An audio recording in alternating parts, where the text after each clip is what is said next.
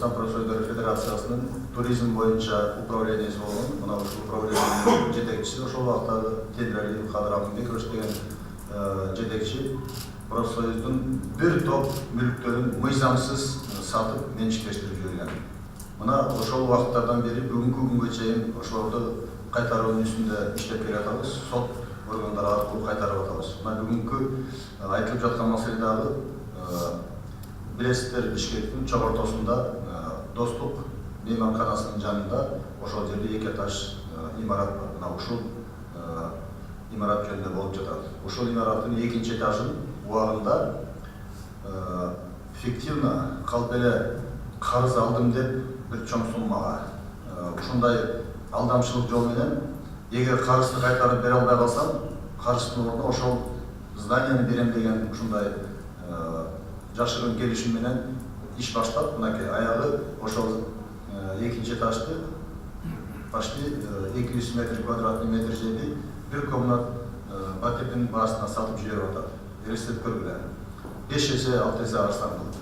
Мына ошол тилекке каршы ошол келишим карыз алган калп экенин сот аркылуу биз чече албай калдык. Себеби дегенде мөөнөтүн өткөрүп жиберди биз. Анан жанагындай карызды экинчи кишиге берсе болот экен мыйзам боюнча. Ошо карызды алганды башка кишиге өткөрүп берген маселени биз сот аркылуу жокко чыгардык. Ошондой соттун чечими турса, ал туура эмес деген. Сот аткаруучулар тилекке каршы сатуу ийип атат. Мына азыр уктуңуздар, анын баасы 12-13 миллион сом болуп, орто базар баасы ошол экинчи этаж, имараттын экинчи этажы. Ошону 5-тен 1, 6-дан 1 баасына сатуу ийип атат.